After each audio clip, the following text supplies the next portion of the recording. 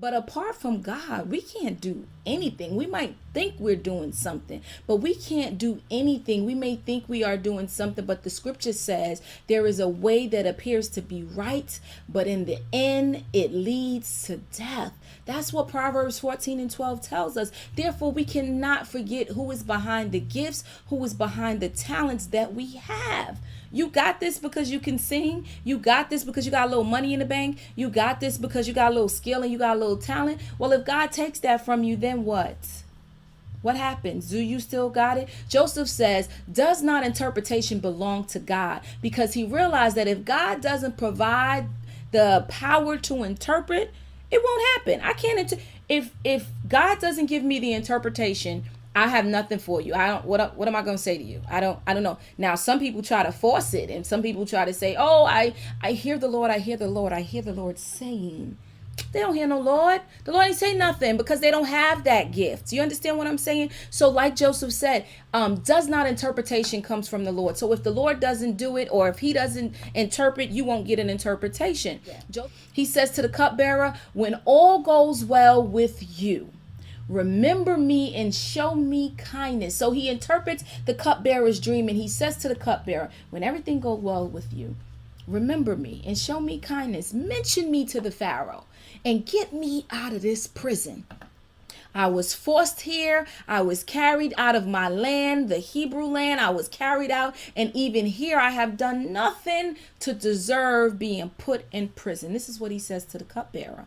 But what happens? The cupbearer gets out of prison, but he forgets Joseph. He forgets Joseph. He forgets him. Did he not just interpret his dream? You're going to forget me. And it's not that just he forgot. How is it that when you're going through your toughest moments in life and you ask people to help, I'm talking about some tough things, and you ask people to help, why can't they sense the urgency that you're feeling right now? Why can't people sense the urgency that you're feeling right now? Why are they not sensitive to the pressure that you are under? You say, pray for me, or, I need this, or I need that. Can you help me, or whatever the case may be? And they can't sense it. How is it that they can get what they need from you, but when it comes to you, they totally forget? They straight up forget. Did Joseph not just finish interpreting the cupbearer's dream? And gave him a favorable interpretation at that. It wasn't even like the other one where he's like, you're going to die in 3 days. And it happened to the guy, right? This was a favorable interpretation. And it came true. How could you forget? How can you forget the person who declares that your hell was coming to an end while you're still stuck in hell? Usually people that are in hell, if somebody's in hell, which was like misery love company, we going to do this. We just going to do this hell together. But in hell, I'm going to give you a favorable interpretation that's going to bring you out of hell, and then you're gonna go and forget me. Isn't it only right that the cupbearer reach back and pull him out of the hell that he was in? Isn't that only right? I think it's only right. People, I've come to tell you that when you are delivered from your meantime experience, hear me and hear me clearly. All of the glory and the honor is going to go to God.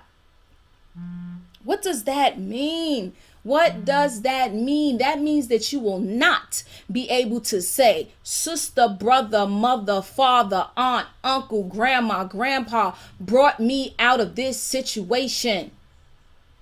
What you're going to be able to say is, if it had not been for the Lord who is on my side, I would still be in that mess.